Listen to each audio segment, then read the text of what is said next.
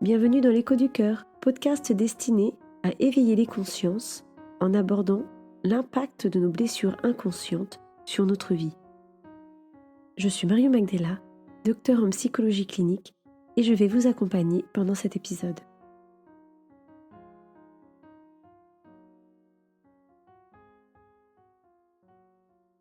Je n'arrive pas à arrêter de penser. Je rumine sans cesse, ma tête va exploser. Je n'arrive pas à écouter mon intuition, je doute de mes choix. Ce sont des remarques que j'entends très souvent en rendez-vous. Et j'ai longtemps été envahie moi-même par une hyperpensée. J'ai d'ailleurs été jugée de personne compliquée, ce qui a accentué le sentiment d'être incomprise et définitivement le sentiment d'avoir un vrai problème d'adaptation à ce monde. Et j'entendais bien les attentes des autres, les attentes de la société, et j'ai eu beau tout faire pour y coller, rien n'y faisait. Cela ne faisait pas sens. Alors peut-être que je vais projeter sur vous, mais je voudrais vous parler d'une histoire personnelle pour illustrer. Je suis quasiment certaine que beaucoup d'entre vous avaient ressenti le poids de créer une vie de famille avant 30 ans. Et cela n'a jamais fait sens pour moi. Mon ancien compagnon voulait un enfant avant 30 ans, mes amis ont eu des enfants à ce moment-là, ma famille s'attendait à ce que j'aie un enfant, et moi je ne comprenais pas pourquoi avoir des enfants si jeunes. Je voulais être prête pour cela, et aujourd'hui j'ai 40 ans et je commence enfin à me sentir prête. Et j'attends de sentir le bon moment pour me lancer. Dit comme ça, c'est pas joliment dit, mais je sais que vous comprendrez l'idée.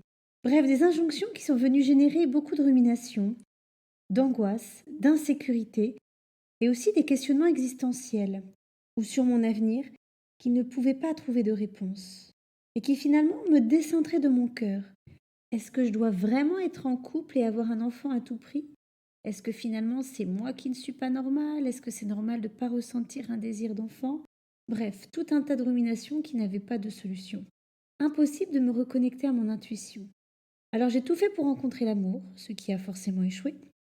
Échoué parce que finalement, je cherchais une réponse à l'extérieur alors que je n'arrivais pas à m'apporter directement une sécurité à l'intérieur et surtout de régler une problématique bien profonde chez moi, la question de la maternité. Et en plus, vous savez quoi, j'ai rencontré des hommes qui ne voulaient pas d'enfants, bien évidemment. Donc tout a été fait pour me mettre en difficulté sur cette question. Encore une fois, le problème n'étant pas les hommes, mais étant mon propre rapport avec la maternité. Alors, comment rester dans notre cœur quand notre mental nous fait douter? Comment faire la part de ce qui appartient à nos insécurités, à nos angoisses, ou de ce qui relève de l'intuition? Et finalement, est-ce que l'intelligence ne passe que par le savoir, la connaissance? Le test du QI est-il suffisant pour décrire les différentes formes d'intelligence? Les neurosciences montrent l'existence d'une intelligence intuitive. Je vous en parlerai un peu plus loin. Et je vous présenterai aussi ce que signifie trop penser, car il y a beaucoup de confusion, me semble-t-il, entre la rumination mentale ou le haut potentiel, ou bien encore l'hypersensibilité. Je reviendrai aussi sur la question de l'intuition, qui sait nous conduire vers le juste chemin. L'intuition est d'ailleurs en lien avec notre chakra du troisième œil, qui est situé entre les deux sourcils. Et pour terminer, je proposerai quelques exercices pratiques pour apaiser ce mental envahissant et vous recentrer sur votre boussole intérieure. Alors pour commencer, je voudrais vous parler de la rumination mentale. Peut-être avez-vous entendu parler du concept d'overthinking ou d'hyperpenseur. Est-ce qu'il vous est déjà arrivé de ressasser en boucle votre journée, d'y penser la nuit et de laisser les pensées négatives vous envahir? Aucune possibilité d'arrêter la boucle infernale. Les pensées reviennent de façon obsessionnelle et le pire est imaginé pour l'avenir. On ressasse le passé, histoire de bien s'angoisser. Résultat, on se réveille le lendemain fatigué, déprimé et angoissé. Ce qui amène une hésitation permanente sur les décisions à prendre, c'est ce qui entache aussi l'estime de soi. Alors, pour vous parler un peu de psycho, Suzanne Nolen Oxema, alors j'espère que je n'écorche pas son nom parce que ça c'est vraiment un grand classique chez moi. Bref, Suzanne est professeure de psychologie à Yale et elle décrit très bien ce fonctionnement de l'hyperpenseur. Le cerveau s'emballe, les interrogations et les angoisses s'entremêlent. Les pensées tournent à vide. Elle explique que les principales prises de tête sont en lien avec les deuils et les rencontres. Le terreau des prises de tête viendra en effet des enjeux affectifs. Que ce soit au travail ou à la maison, on se prend la tête pour tout. Et cela concernerait 52% des jeunes, que dis-je, des très jeunes quadragénaires, et plus de 60% des jeunes adultes. La rumination mentale sera en lien avec l'anxiété. L'anxiété, c'est le sentiment d'un danger imminent, indéterminé qui s'accompagne d'un état de malaise. Alors, je reprends ici la définition de l'OMS, qui est l'Organisation mondiale de la santé. En bref, on se monte la tête tout seul, sans danger réel extérieur, mais une part de nous, notre petit enfant intérieur, lui, ressent ce danger. Alors vous vous doutez certainement de ce que je vais vous dire. En tout cas, les personnes qui m'écoutent régulièrement vont s'en douter. Allez donc voir votre petit enfant intérieur pour comprendre ce qui l'insécurise. Quelles sont donc les émotions qui prennent le dessus? Et qu'est-ce que la situation vient réactiver à l'intérieur de vous? N'oublions pas que toutes les situations que nous vivons à l'extérieur parlent d'un vécu intérieur. Je ne le dirai jamais assez, donc désolée si je me répète encore et encore. Mais plus vous lâcherez le fait de changer l'extérieur en vous recentrant vers ce qui génère un conflit à l'intérieur, et plus la situation extérieure trouvera une solution. L'extérieur est juste un miroir de soi. Alors, est-ce que la rumination mentale veut dire que nous sommes surdoués, ou HP, ou zèbres, peu importe le terme utilisé? Eh bien non. Il existe un tas de publications sur la surefficience mentale, et personnellement, je trouve que cela rend vraiment confus les explications. Il y a beaucoup de personnes qui ont l'impression d'être au potentiel ou hypersensibles. Il y a aussi des auteurs qui expliquent que des hauts potentiels sont parfois diagnostiqués bipolaires ou état limite par erreur. Alors, je ne dis pas que cela n'arrive jamais, certainement qu'il existe des erreurs de diagnostic, mais quand même, il est important de ne pas confondre ce qui relève d'un trouble de la santé mentale et d'un fonctionnement du cerveau, un cerveau qui serait différent, c'est-à-dire que celui du haut potentiel est un cerveau qui fonctionne différemment des autres. Et finalement, tout ça, ce ne sont que des catégories, et je n'ai pas envie de vous perdre et de me perdre dans ces confusions, mais je voudrais quand même vous parler un petit peu de la surefficience mentale pour faire le lien avec notre sujet, parce que pour le coup, le surefficient mental a une pensée en arborescence qui va l'amener à explorer plusieurs pistes de réflexion en parallèle et qui vont donc amener la personne à vite être envahie par un flot de pensées. Flot de pensées qui vont d'ailleurs amener la personne à douter, parce que finalement, quelle piste est la bonne? Et ce qui est intéressant, c'est que le cerveau, pour les personnes surefficientes, va avoir besoin que les choses soient complexes pour être efficaces. Généralement, les décisions qui vont être prises vont l'être de manière fulgurante. La personne sait que c'est juste. Elle ne sait pas pourquoi, mais elle sait. Et la surefficience va s'accompagner d'une hypersensibilité à tout ce qui entoure la personne. Les bruits, la foule, le toucher, la lumière, mais aussi les émotions des autres. Il va y avoir une hyper-empathie qui amène la personne à ressentir ce que l'autre vit. Et tous ces stimuli extérieurs vont avoir un impact sur les informations à traiter. Car chez les surefficients, le cerveau droit va être davantage privilégié. Alors vous ne savez peut-être pas, mais notre cerveau est composé de deux hémisphères séparés et qui vont communiquer entre eux grâce au corps calleux. Alors, je ne rentre pas dans ce que signifie le corps calleux, mais toujours est-il que les deux hémisphères vont communiquer et l'hémisphère gauche va commander la partie droite de notre corps et l'hémisphère droit va commander la partie gauche de notre corps. Vous me suivez toujours? Voilà. Alors, le cerveau gauche, c'est le siège de la logique et de la rigueur. Donc, les personnes qui vont davantage fonctionner avec leur cerveau gauche vont être plutôt dans le monotâche et le côté très méthodique. Les informations vont donc être traitées par étapes. Pour une personne qui fonctionne davantage avec un cerveau droit, c'est l'information sensorielle, l'intuition qui va être mise en exergue. Les personnes vont être plus créatives et moins organisées. Je précise que personne n'utilise qu'un seul côté. Il y a bien sûr des prédominances qui vont entraîner des différences de fonctionnement cognitif, mais chacun va fonctionner avec les deux hémisphères. Un surefficient va être bombardé donc d'informations, il va se poser X questions pour appréhender la situation. Il va donc mettre une forme de masque émotionnel, un faux self, pour s'adapter au monde, mais souvent ils vont vivre dans un état émotionnel de méfiance, ayant l'habitude d'être rejeté de par sa différence.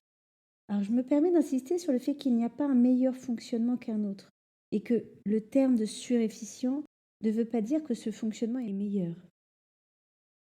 Le cerveau fonctionne différemment, donc le rapport au monde est différent.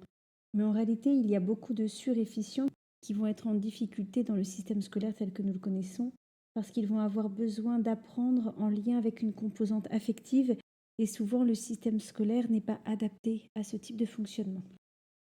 Alors, que nous soyons un ruminant ou un surefficient, comment gérer cette surpensée? Et comment rester dans l'instant présent et être à l'écoute de son intuition? Car notre société laisse peu de place aux choses inexplicables, non rationnelles ou non scientifiques. Il faut tout mesurer pour faire des statistiques, pour pouvoir rendre les choses vérifiables. C'est ainsi, si ce n'est pas prouvé, cela n'existe pas. Même en psychologie.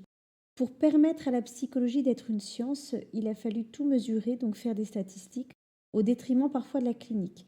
Cela a été d'ailleurs mon cas pour ma thèse. J'ai été davantage interrogée lors de ma soutenance sur les aspects statistiques et protocolaires, plus que sur les entretiens que j'ai réalisés auprès de mamans schizophrènes. Mais fort heureusement, les neurosciences ont montré l'existence d'une intelligence intuitive. Ouf!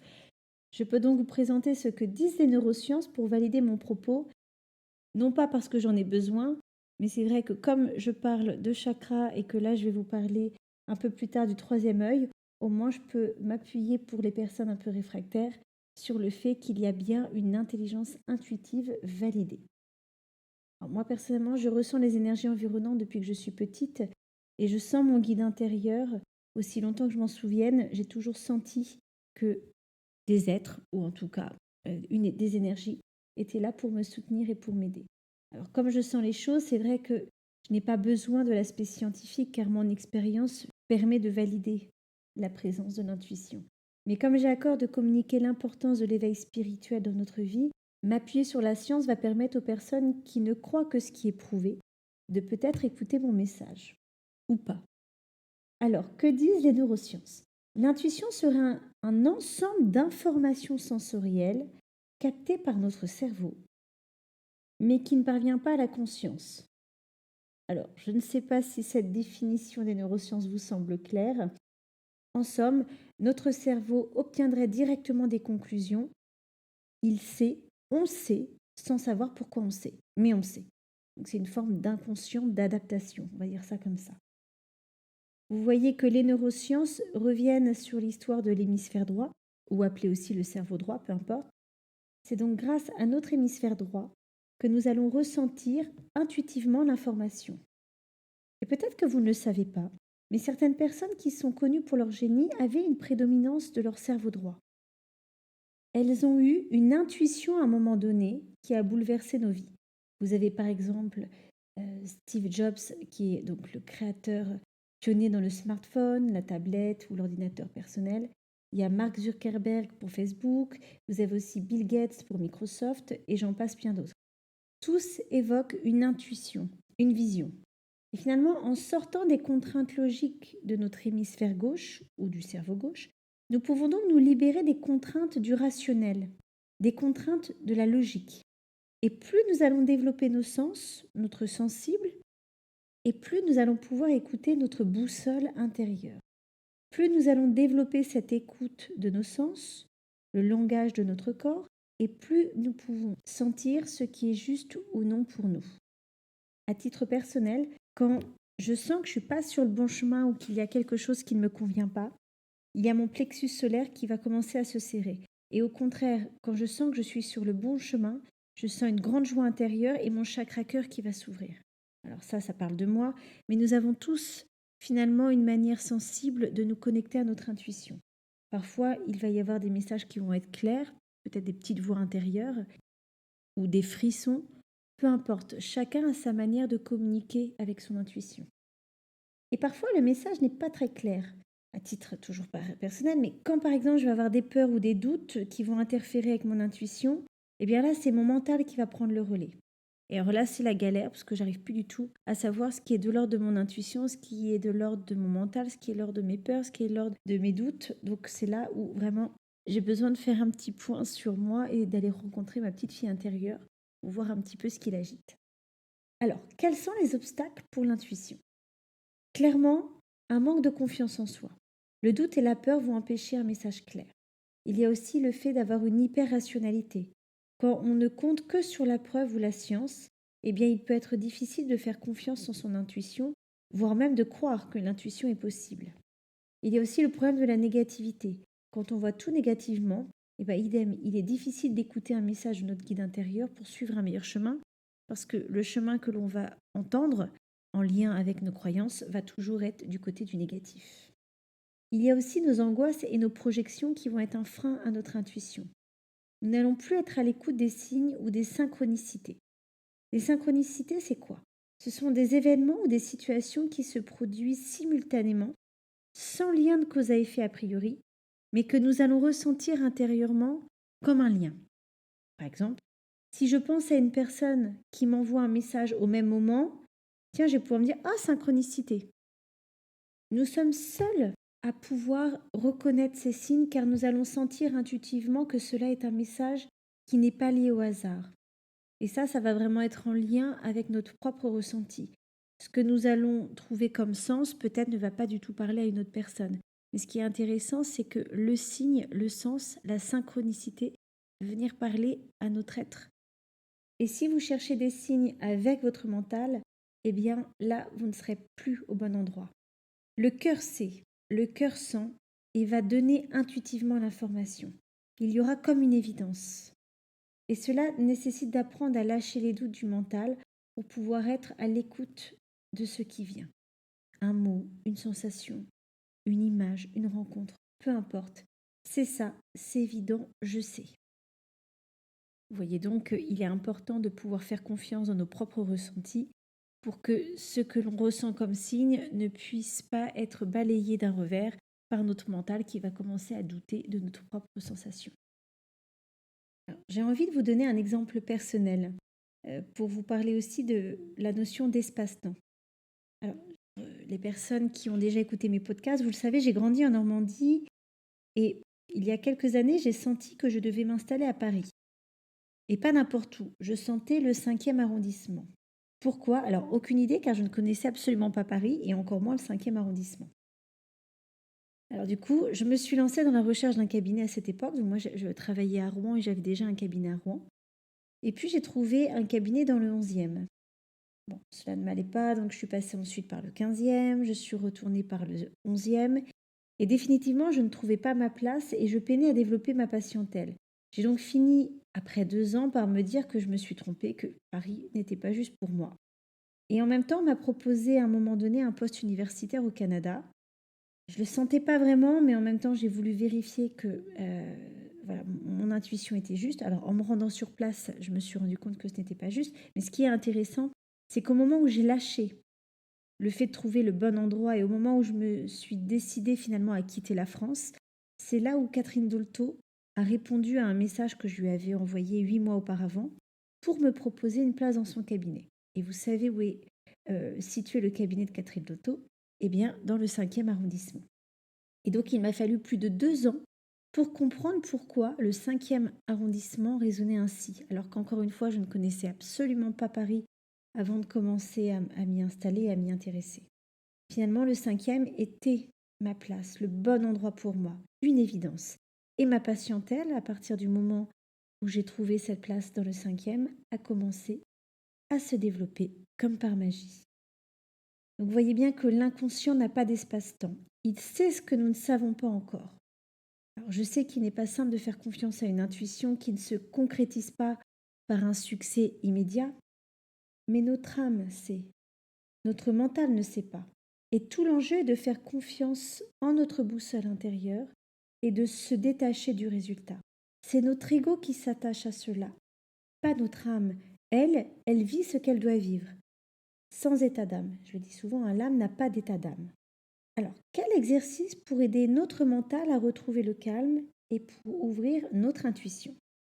Alors, premier exercice, des chercheurs proposent de poser toutes vos ruminations, toutes vos pensées négatives sur papier pour vous décharger émotionnellement. Il y a d'ailleurs Luc Isbert, désolé encore si j'écorche le nom, qui est psychiatre et qui travaille sur ces questions. Il estime qu'une demi-heure par jour à ruminer permettrait de passer à autre chose. Alors, si cela vous parle, vous pouvez le faire, bien sûr. Moi, je vous invite à poser vos questionnements, vos ruminations et de prendre le temps de poser des affirmations positives face à chacune de vos ruminations. Par exemple, si sans cesse vous revient le fait que vous n'allez pas y arriver, que vous êtes trop nul, eh bien de transformer par j'ai confiance en moi, je sais que je vais trouver la solution. J'ajouterais même personnellement, j'ai confiance en ma vie et en mes guides, tout ce que je vis a un sens. Et je vous propose de lire les affirmations positives avant d'aller vous coucher pour que celles-ci agissent sur votre inconscient pendant que vous dormez. N'oublions pas que les pensées ont une influence sur notre vibration inconsciente. Le négatif attire le négatif. Il est donc important d'apprendre ou de réapprendre à notre cerveau à voir le positif. Et n'hésitez pas à lire ces affirmations jusqu'à ce qu'elles résonnent comme quelque chose de juste intérieurement. Deuxième exercice, je vous propose de faire le point sur les thématiques qui vous font ruminer ou trop penser et d'interroger la résonance de ces points avec votre histoire. Alors je m'explique. Si j'ai des angoisses par rapport à l'argent, quelles sont les insécurités de mon enfant intérieur sur ce point? Que va-t-il se passer pour cette part de moi si je manque? Et quelles sont les croyances autour de l'argent dans ma famille? Y a-t-il eu des difficultés financières, des faillites? Autre exemple, si je rumine à propos d'une ancienne relation et que mon cerveau m'amène à réfléchir et à revenir systématiquement sur ce qui s'est passé, sur ce que j'aurais dû dire ou ce que j'aurais pu faire autrement, je vous invite à réfléchir sur vos blessures. Quelle blessure de votre enfant intérieur réveille cette relation? Qu'est-ce que je négocie pour rester attachée à cette relation? Est-ce que celle-ci réveille en moi le rejet, le sentiment de ne pas avoir de valeur, de ne pas mériter l'amour, la trahison? Et là encore, cette relation ou cette personne est un miroir de mes propres blessures. Plus je vais libérer mon enfant intérieur de cette blessure que je rejoue, plus je pourrai faire le deuil de cette relation et peut-être pardonner. Pardonner à l'autre ou se pardonner à soi-même, si besoin. N'hésitez pas à réconforter votre enfant intérieur, en le prenant dans les bras si vous le pouvez, ou en lui envoyant votre amour si cela est plus facile, et même si c'est à distance, pour l'aider à s'apaiser, à se rassurer, pour lui montrer qu'il n'est plus seul et que vous êtes là pour lui, pour trouver une solution en tant qu'adulte. Pour cela, vous pouvez le visualiser ou écouter l'épisode 2 de l'Écho du cœur qui est destiné à rencontrer son enfant intérieur. Je vous guide dans une hypnose pour pouvoir aller le rencontrer et lui parler, pour pouvoir l'apaiser et lui poser des mots qui pourront lui permettre de se sentir pleinement rencontré, pleinement aimé. Et plus cet enfant se sentira en sécurité, et plus vous pourrez ressentir le juste chemin, être à l'écoute des signes. Pour cela, le calme intérieur est important. C'est pourquoi il va être important de pratiquer une activité qui va vous aider à vous reconnecter à votre corps. Et c'est donc l'objet de mon troisième exercice. Alors ça peut être soit le sport tout simplement, une bonne course à pied va vous aider à faire le vide, ça c'est certain. Il y a aussi la méditation en pleine conscience qui est également efficace pour vous aider à porter une attention dans le présent, dans l'ici et maintenant, comme disent les personnes qui pratiquent la méditation. Et au début, il sera peut-être difficile pour vous de retenir votre mental qui va continuer à bouillonner. Mais plus vous allez effectuer cette pratique et plus vous verrez que votre mental va s'apaiser. Il faut parfois du temps et aussi de l'entraînement pour pouvoir trouver un calme intérieur. Il y a aussi des exercices de respiration.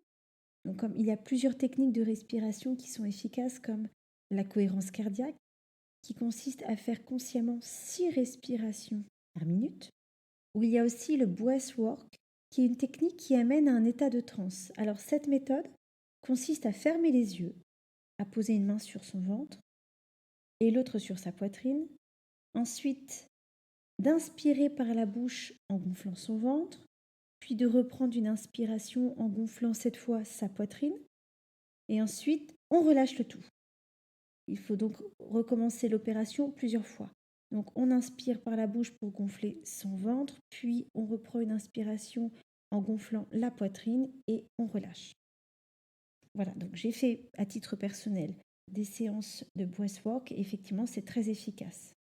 Donc ces techniques de respiration et de méditation de pleine conscience vont vraiment vous aider à apaiser votre mental pour accueillir les messages de votre boussole intérieure ou de votre guide intérieur, peu importe comment on le nomme.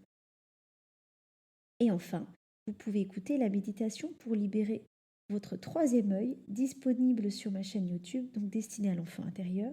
Donc le chakra du troisième œil est le siège de l'intuition. Et lorsque nous réfléchissons trop ou rationalisons tout, ou bien au contraire, lorsque nous rejetons le réel ou avons une tendance au mystique de façon extrême, cela est le signe d'un chakra du troisième œil déséquilibré. C'est la fin de cet épisode 17 de l'Écho du cœur. Je vous retrouverai pour le dernier épisode sur le thème des chakras, car le prochain épisode sera en lien avec le 7e chakra appelé le couronne. Et nous aborderons alors la question du deuil. Vous l'aurez compris, l'idée pour moi est de vous sensibiliser sur l'importance de notre énergie de vie qui peut être impactée par nos blessures émotionnelles et psychocorporelles. Pour les personnes intéressées, j'explique tout cela dans le livre Les aventures du rat à la rencontre des chakras, disponible sur commande sur toutes les plateformes et en librairie. Et après cette série sur les chakras, je commencerai une nouvelle série sur la parentalité, à savoir notre parentalité intérieure qui parlera de notre manière d'être parents avec nos enfants, certes, mais surtout avec notre propre enfant intérieur. Je vous en dirai plus le moment venu. Au plaisir de vite vous retrouver et n'hésitez pas à liker, commenter, partager ou vous abonner pour m'aider et soutenir ce travail. Prenez bien soin de vous et je vous dis à très bientôt.